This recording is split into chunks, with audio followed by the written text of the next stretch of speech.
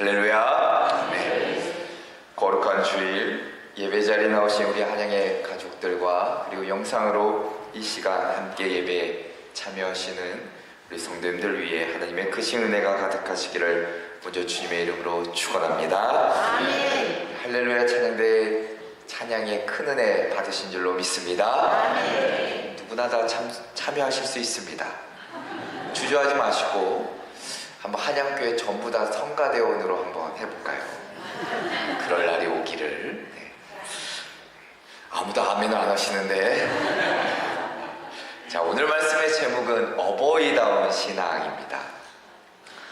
저번 주의 말씀을 혹시 기억하십니까?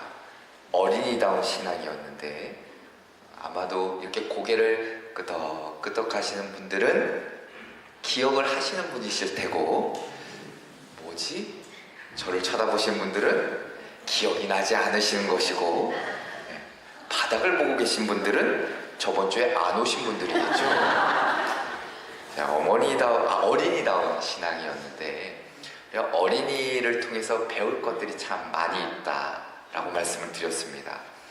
자기를 내세우지 않는 신앙, 어찌 보면 믿음으로 늘 주님 곁에 이렇게 머물러 있는 어린아이의 그 신앙, 그리고 더 나아가서는 주님의 마음을 이렇게 감동시키는 신앙, 이것이 우리가 어린이를 통해서 배울 수 있는 아주 귀한 신앙의 모습이라 말씀을 드렸습니다. 자, 오늘은 어버이 주일입니다. 어버이 주일. 어버이 주일의 유래를 한 번쯤은 들어보셨을 것입니다.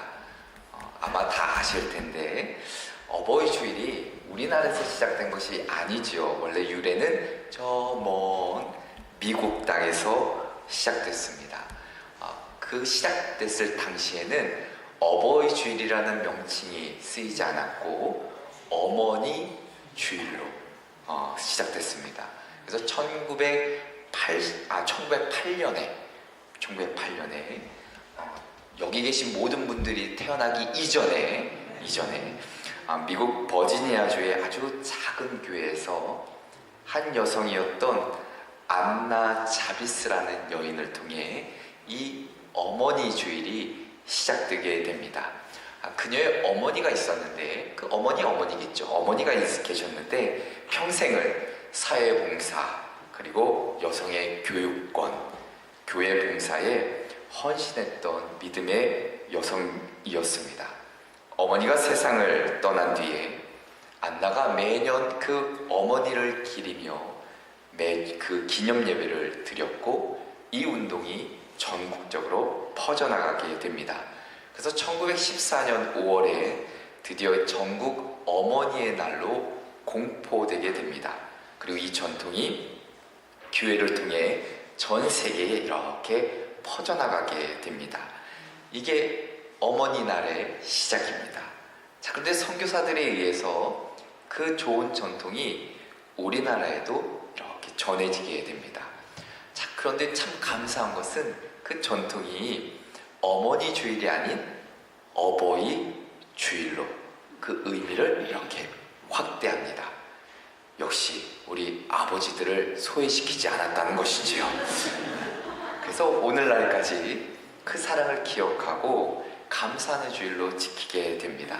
오늘 들어오시면서 이렇게 카네이션을 다셨을 겁니다. 안 다신 분들도 이렇게 보이는데 그 어버이 주일에 우리가 가슴에 다는 카네이션이 의미가 있습니다. 이 유래에 따라 안나 자비스가 어머니가 살아생전에 늘 흰 카네이션을 아주 좋아하셨다고 합니다. 그래서 그녀가 어머니를 추모하기 위해 1908년에 첫 그 어머니 주일 예배에서 참석자들에게 이렇게 흰 카네이션을 나눠줬다고 해요. 그래서 미국 전역에서 어머니가 살아계신 사람은 붉은 카네이션을, 그리고 돌아가신 분은 흰 카네이션을 가슴에 달게 됩니다. 그 전통이 지금까지 이어진 것이죠. 자, 한국에서도 이 전통이 정착되어서 우리 어버이 주일 예배에 붉은 카네이션을 답니다. 이 의미가 있죠. 사랑과 존경의 의미가 담겨져 있습니다. 그리고 흰 카네이션은 추모와 그리움의 의미를 담아내고 있습니다. 자, 우리 함께 어버이 주일이니까 옆에 있는 분들 좀 바라보시면서 우리 어버이 은혜를 잊지 맙시다 인사하시겠습니다.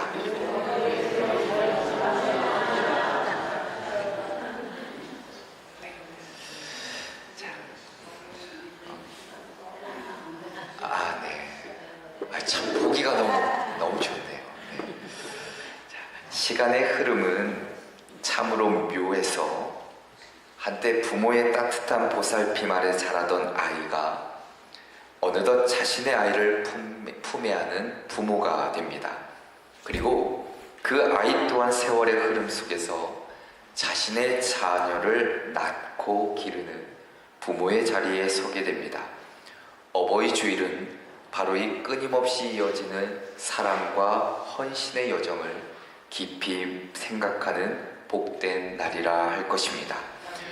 처음 세상에 태어난 아이는 온전히 부모의 손길을 의지할 수밖에 없습니다. 작은 숨소리 하나, 따뜻하고 포근한 품 안에 온기까지 삶의 모든 순간이 부모의 헌신과 사랑으로 채워집니다.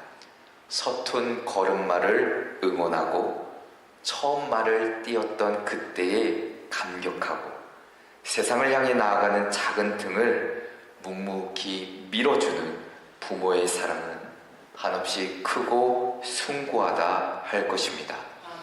그렇게 부모의 사랑 안에서 자란 아이가 어느덧 어엿한 청년이 되고 가정을 이루어 자신의 아이를 갖게 됩니다. 비로소 자신이 받았던 그 무조건적인 사랑과 헌신이 얼마나 크고 귀한 것이었는지를 깨닫게 되는 순간입니다. 밤잠을 설치며 아이를 돌보고 작은 기쁨에도 크게 감격하고 아이의 미래를 위해 헌신하는 자신의 모습을 보며 문득 부모님의 깊은 마음을 헤아리게 됩니다. 그리고 세월은 또 쉼없이 흘러 이제는 자신의 아이가 또 다른 생명을 잉태하고 부모가 되는 놀라운 광경을 목격하게 됩니다. 이제 여러분의 손에는 갓 태어난 손주를 바라보는 그 부모의 눈빛에는 젊은 날의 뜨거운 헌신과 그 사랑, 그리고 켜켜이 쌓인 세월의 깊이가 함께 담겨 있습니다. 자신의 삶을 고스란히 닮은 듯한 그 아이의 모습에서 부모는 과거 자신의 젊은 날을 떠올리게 되고 그 아이가 걸어갈 미래를 축복하며 변함없는 사랑과 지혜를 전해주게 됩니다. 어버이 주일은 이처럼 시간을 따라 흐르는 사랑의 역사를 묵묵히 바라보게 합니다.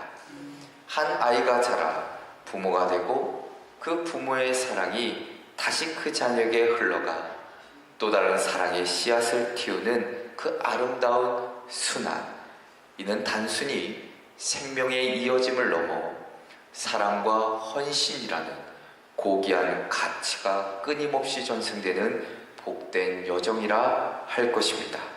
그래서 우리는 오늘 우리를 낳아 길러주신 부모님의 은혜에 깊이 감사해야 되는 것이고, 동시에 우리 또한 미래 세대에게 사랑과 지혜를 전해주는 복의 통로가 될 것을 다짐해야 합니다. 시간의 흐름 속에서도 변치 않는 하나님의 그 사랑 안에서 부모와 자녀, 그리고 그 자녀의 자녀로 이어지는 사랑의 아름다운 이야기가 영원히 이어지기를 먼저 주님의 이름으로 축원합니다. 아멘. 자, 오늘 열왕기상 3장 16절부터 28절까지의 말씀을 읽었습니다. 한 주 동안 이 말씀을 놓고 씨름하는데 막상 선택을 하고 씨름을 하려니 엄청 후회했습니다. 쉬운 몸은 선택할 걸, 주 안에서 부모에게 순종하라, 이런 말씀 있잖아요. 너무 좋은 말씀이 많은데 왜 내가 이 말씀에 꽂혀서 묵상하게 됐을까? 자, 오늘 말씀은 우리가 너무나 잘 아는 대로 솔로몬의 재판입니다. 근데 이 사건은 되게 지혜로운 왕의 판단력, 정의 실현, 이런 주제로 많이 본문이 소개됩니다. 자, 근데 오늘 본문을 통해 우리가 마주하고자 하는 인물은, 살펴보고 싶은 인물은 솔로몬 왕이 아닙니다. 바로 그 앞에 선 두 여인입니다. 자, 두 여인은 같은 공간에서 같은 시기에 같은 고통을 겪습니다. 자, 그런데 이 두 어머니의 선택과 생각과 판단이 전혀 다릅니다. 오늘 본문이 특별한 이유는 솔로몬 왕의 단순히 기지가 번뜩이는 판결이 아닙니다. 성경은 당시 왕의 법정에까지 찾아온 창기 두 여인을 무대의 중심에 세웁니다. 왕 앞에 서 있는 이들은 이름도 없고 신분도 없고 가문도 기록되지 않은 여인들입니다. 당대 사회에서는 가장 낮은 존재, 취업도 하지 않는 존재, 거들떠보지도 않는, 그렇게 평가받는 인물들입니다. 그러나 생계를 위해 몸을 팔아야만 했고 남편도 가정도 법적 보호도 없이 세상의 끝자락을 살아내야만 했던 여인들이었습니다. 자, 본문은 겉으로 보면 단순한 진실 게임처럼 보입니다. 누가 맞냐, 누구애가 맞는가. 두 여인이 서로 같은 아이를 자기 아이라고 주장합니다. 누가 진짜 어머니인지 판단할 수 없는 그 상황에 솔로몬 왕이 말합니다. 아이를 반으로 나누라. 자, 이 말을 듣자 두 여인의 반응이 극명하게 갈립니다. 26절에 보면 한 여인이 절규합니다. 내 주여, 사나이를 저 여자에게 주십시오. 아무쪼록 죽이지 말아 주십시오 라고 이야기합니다. 자, 반면에 다른 한 여인은 냉소적으로 이야기합니다. 나누십시오. 내 것도 되지 않게 해주십시오.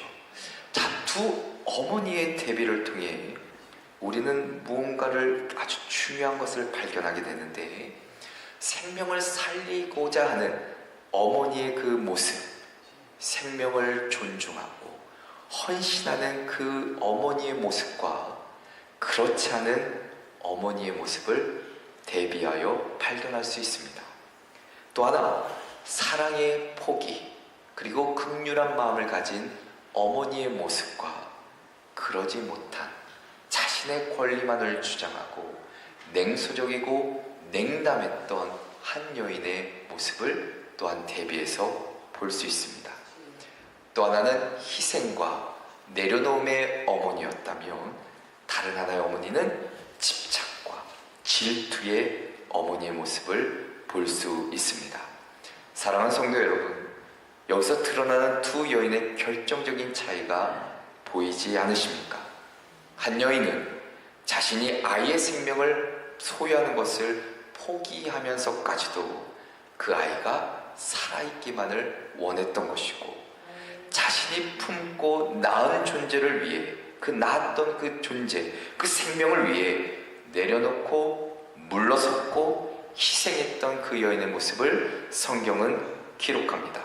자, 그런데 반면에 다른 여인은 내가 이미 잃어버렸던 한 아이의 죽음 앞에서 그 상실한 것을 타인에게서 보상받으려 합니다.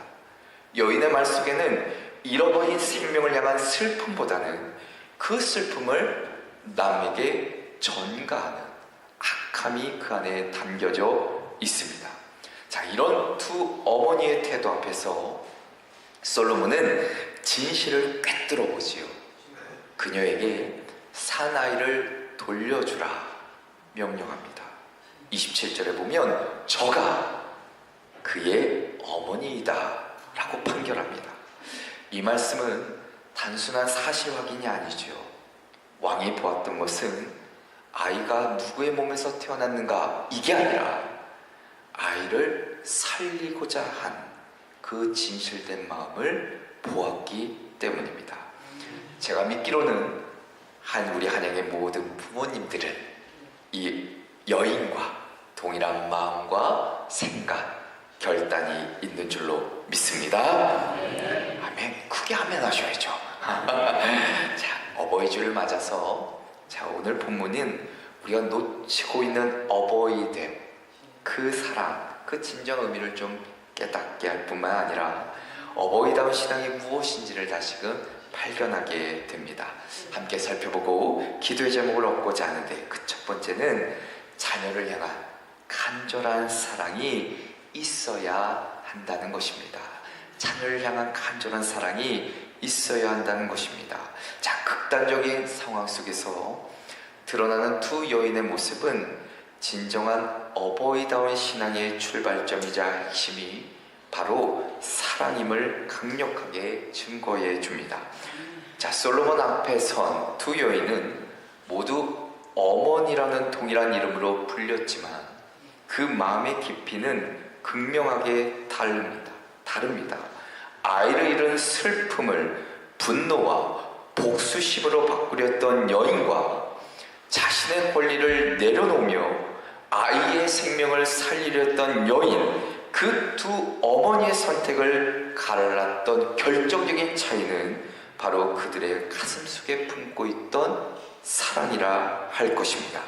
그래서 부모로서 자녀를 향한 사랑이 무엇인지, 그 사랑이 얼마나 강력하고 얼마나 위대한지를 오늘 본문을 통해 우리는 발견할 수 있습니다.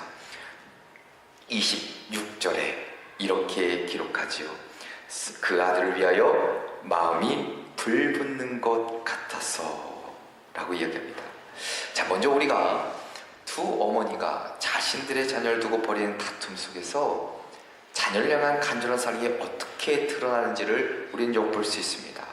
한 어머니는 자녀가 죽음을 맞이하는 상황 속에 내 아들을 살려달라 외치죠. 자, 이 장면에서 우리는 사랑이라는 감정이 단순히 따뜻하고 포근한 것을 넘어서 그 이상의 깊은 의미를 담아내고 있는 것을 깨닫습니다. 어머니의 사랑이라는 것은 애착을 넘어 한 생명을 지키기 위한 치열한 투쟁이라는 것이죠. 아마 여러분들이 자녀를 키우면서 그렇게 살아오셨을 것입니다. 다시 26절에 그 아들을 위하여 마음이 불붙는 것 같아서, 이 원문을 직역하면 어머니의 자궁에서부터 자식에 대한 긍휼이 끌어올랐다라는 의미입니다. 그러니까 단순한 감정적인 동요가 아니라 어머니의 존재의 그 깊숙한 곳, 생명을 잉태하고 길러낸 그 근원적인 그 자리, 거기서 솟아나는 본능적인 사랑입니다. 그 뜨거운 사랑이 어떻게 행동으로 나타납니까? 그녀는 아이를 포기합니다. 차라리 다른 여인에게 주라고 간청하지요. 그 아이를 저 여자에게 주십시오. 제발 죽이지는 말아주십시오. 아이의 생명을 그 무엇보다 귀하게 여기는 사랑의 표현이었습니다.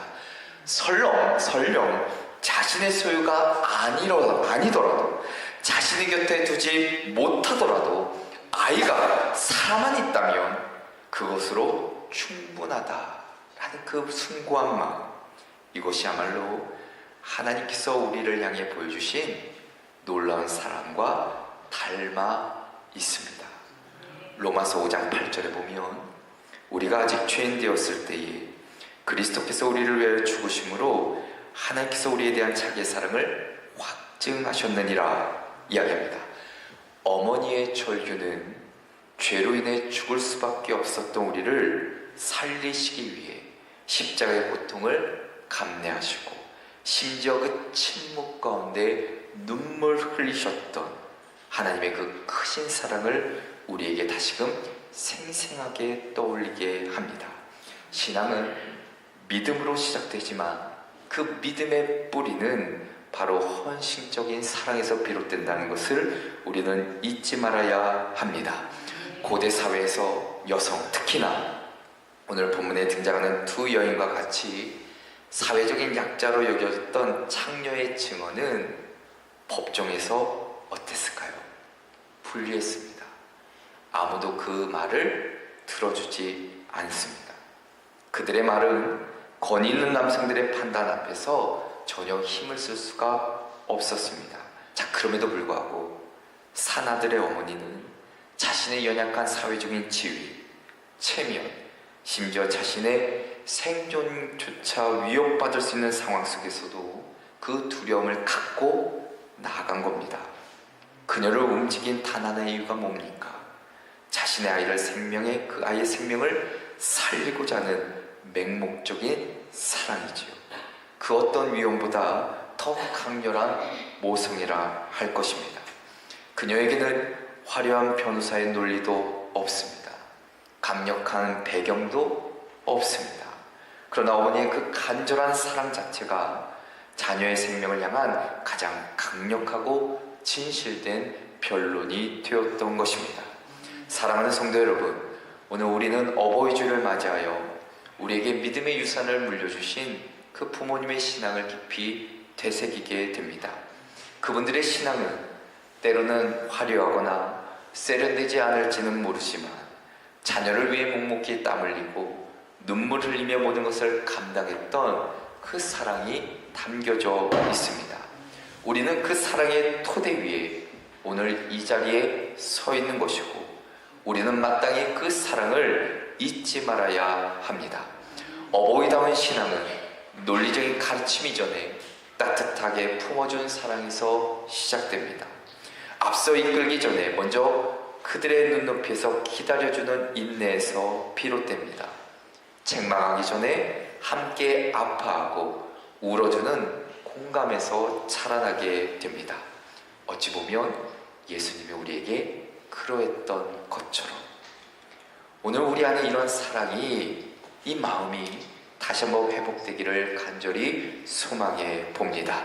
이 사랑이 여러분의 가정 안에 다시금 회복되기를 주님의 이름으로 축원합니다. 둘째는 자기 권리를 내려놓는 희생이 있어야 합니다.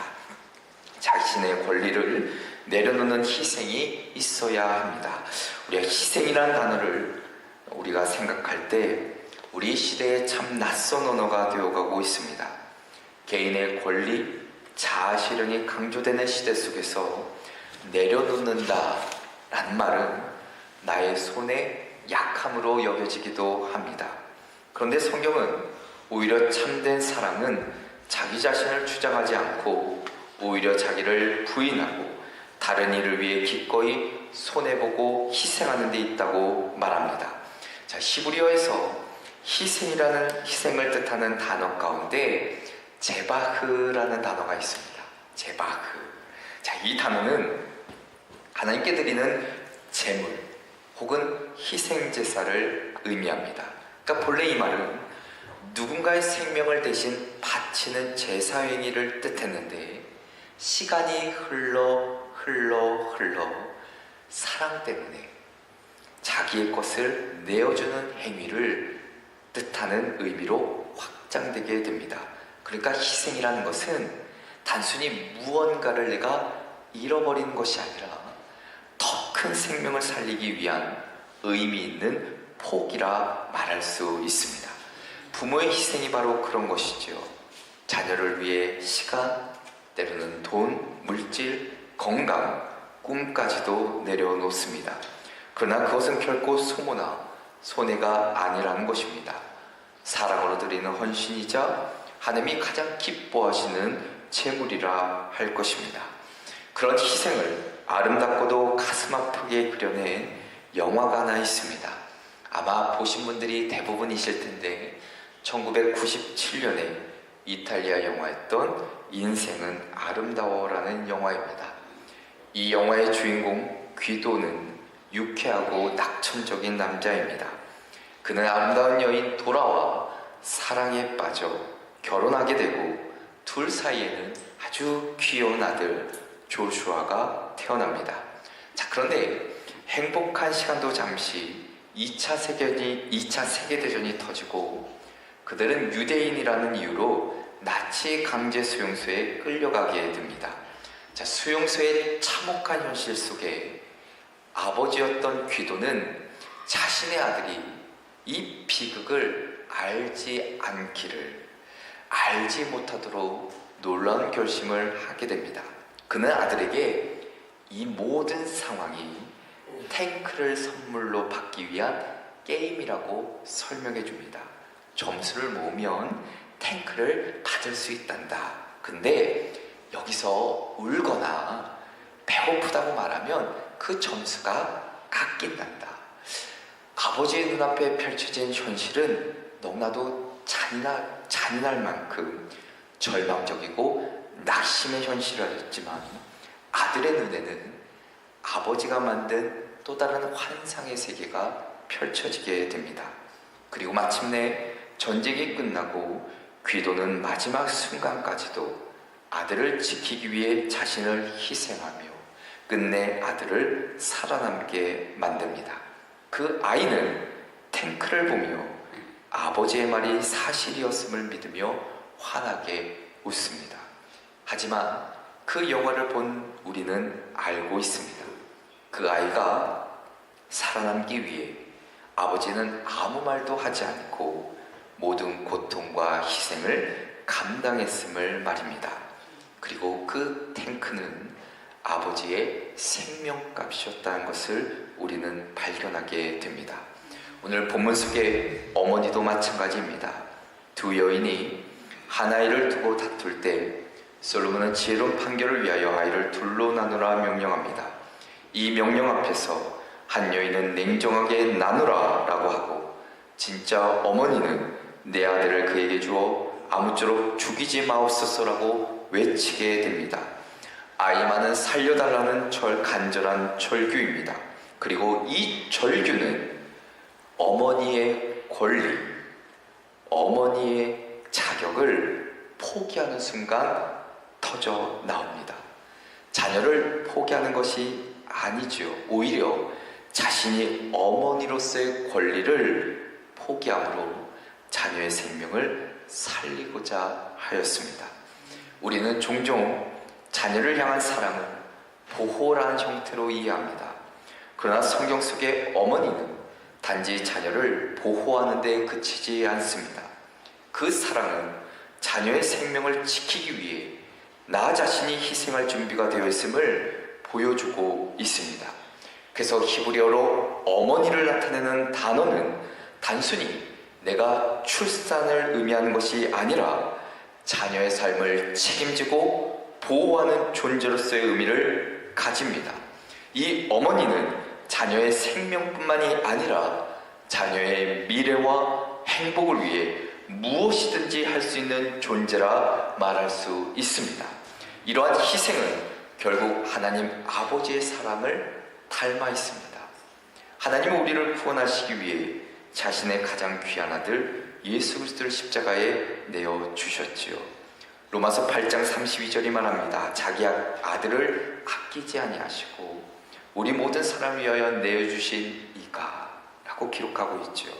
하나님의 사랑, 자기 권리를 내려놓는 희생적인 사랑이었습니다.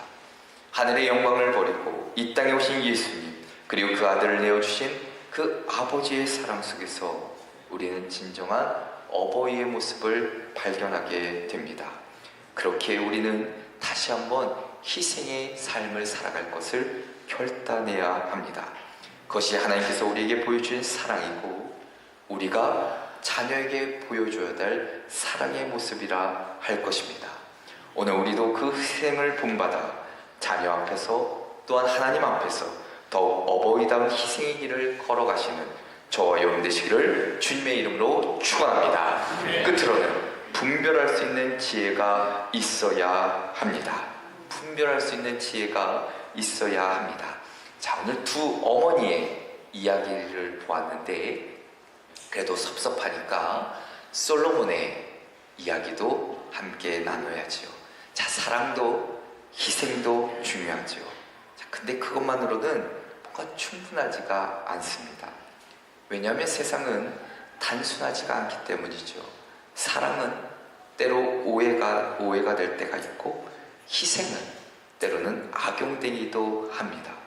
그래서 사랑을 바르게 표현하고 희생이 진정한 열매를 맺기 위해서는 무엇이 필요한가? 지혜가 필요합니다. 그 중에서 분별하는 지혜는 어버이로서 가장 절실히 필요하다 말할 수 있습니다. 오늘 성경에 기록된 지혜는 단순한 지식이 아닙니다. 삶의 본질을 깨닫고 진리를 분별하는 능력을 의미합니다. 현실을 정확히 이해하는 능력이고 그 상황에 맞는 최선의 선택을 할 수 있는 능력을 뜻합니다. 오늘 본문에서 솔로몬 왕은 한 아이를 사이에 둔 두 여인의 논쟁 앞에 서게 됩니다.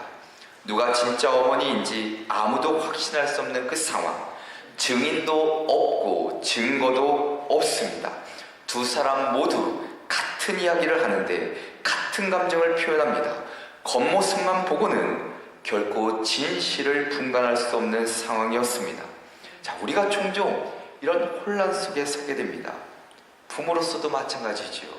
자녀를 키우는 과정이 얼마나 복잡하고 어려운지, 그 얼마나 많은 선택들이 우리 앞에 놓여 있는지, 무엇이 진짜 내 자녀를 위한 길인지, 어떤 결정이 옳은지 판단해야 될 순간이 찾아옵니다. 그때 필요한 것이 무엇이냐? 바로 분별할 줄 아는 지혜라 말할 수 있습니다. 우리가 읽지 않았지만 구절을 보면 솔로몬이 하나님께 이렇게 간구하지요. 누가 주의 임한 백성을 재판하여 듣고 판단할 수 있사오리이까? 듣는 마음을 종에게 주사 주의 백성을 재판하여 선악을 분별하게 하옵소서. 듣는 마음, 경청하는 마음, 단순히 귀로 듣는 기술이 아니라 하나님의 뜻에 귀를 기울이고 사람의 마음을 꿰뚫어본 통찰을 뜻합니다. 다시 말해 지혜는 곧 듣는 능력이고 분별하는 감각에서 시작됩니다. 어찌 보면 고대 이스라엘 사회에서 왕은 단지 권력을 휘두르는 자가 아니라 공의를 세우고 억울함을 풀어두는 자였습니다. 솔로몬은 그 사명을 알았고 하나님은 그런 그의 마음을 기쁘게 받으셨죠. 자, 우리 가정에도 동일하게 적용됩니다. 자, 부모는 단지 보호자, 공급자로 머무는 것이 아니라 가정이라는 작은 공동체의 지도자이고 공의를 지키는 재판관과도 같은 존재입니다. 자녀가 형제, 자매와 다툴 때, 친구 문제로 고민할 때, 관계적인 어려움을 경험할 때, 학업이나 신앙 문제로 방향을 잃어버릴 때 부모는 말없이 개입하기보다는 하나님의 마음으로 듣고 공정하게 분별하고 회복시킨 역할을 감당해야 합니다. 그리고 이 분별의 지혜는 하나님으로부터 말미암는다는 사실을 잊지 말아야 합니다. 솔로몬처럼 간구할 때 하나님은 듣는 마음을 주십니다.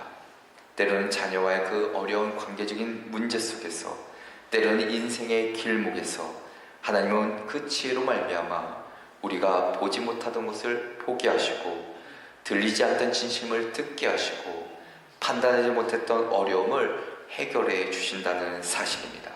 그렇게 어버이다운 신앙이라는 것은 내가 그 분별의 지혜를 가지고 나름대로 내 자녀를 양육하는 데 있습니다. 참 중요하지요. 이 세상이 결코 호락호락하지가 않습니다. 우리 자녀가 살아갈 세상은 더욱더 험난하고 더욱더 세상의 악한 영들의 조전과 유혹이 많습니다. 그런 자녀가 살아갈 세상 가운데 반드시 하나님의 지혜가 필요하다는 것을, 그 지혜를 구하고 그 지혜를 자녀에게 유산으로 남겨야 된다는 사실을 우리는 잊지 마시고 하나님의 그 분별의 지혜를 다시 한번 간절히 구하시는, 그리하여 우리 삶뿐만이 아니라 우리의 자녀가 그리고 우리 가정이 하나님 보시기에 온전한 가정이 되고 더 나아가서는 내 신앙의 유산을 이어나가는 복된 가정 되시기를 주님의 이름으로 축원합니다. 기도하겠습니다. 사랑과 은혜가 충만하신 하나님 아버지, 어버이 주일에 우리의 가정을 향한 주님의 마음을 또한 말씀을 통해 깨닫게 하시니 감사를 드립니다. 솔로몬 앞에 나온 두 여인의 말씀 속에서 자녀를 향한 간절한 사랑이 무엇인지, 자신의 권리를 내려놓는 희생이 얼마나 귀한지, 그리고 부모로서 또한 어른으로서 분별하는 지혜가 얼마나 중요한지를 깨닫게 하셨으니 주님, 우리의 가정이, 우리의 삶이 이러한 사랑과 희생과 지혜가 넘치게 하여 주시옵소서. 특별히 이 시간 우리의 부모님들을 위해 간절히 기도합니다. 오랜 세월 말없이 자녀를 위해 기도하고 헌신해 오신 부모님의 손길과 눈물을 주께서 기억하여 주시고 한없는 위로를 허락하여 주시옵소서. 나이가 들어가는 부모의 등을 볼 때마다 우리가 지나온 은혜의 길을 기억하게 하시고 이 땅에서 온전히 섬기며 살아갈 수 있는 믿음과 용기를 허락하여 주시며 육신이 연약해지는 부모님께 건강을 회복시켜 주시고 외로움 속에 계신 분들에게 주님의 임재로 채워주시며 하늘의 평안과 감사가 날마다 넘치게 하여 주시옵소서. 자녀된 저희들도 부모의 사랑을 당연하게 여기지 않게 하시고 말로, 행동으로, 삶으로 공경하며 살아가는 자녀들 되게 하여 주시옵소서. 우리가 살아가는 이 세상 속에서 어버이 되신 주님의 마음을 본받아 서로를 감싸 안고 책임지며 겸손히 섬기는 늘 복된 가정 되게 하여 주시옵소서. 감사하며 주 예수 그리스도의 이름으로 기도합니다. 아멘.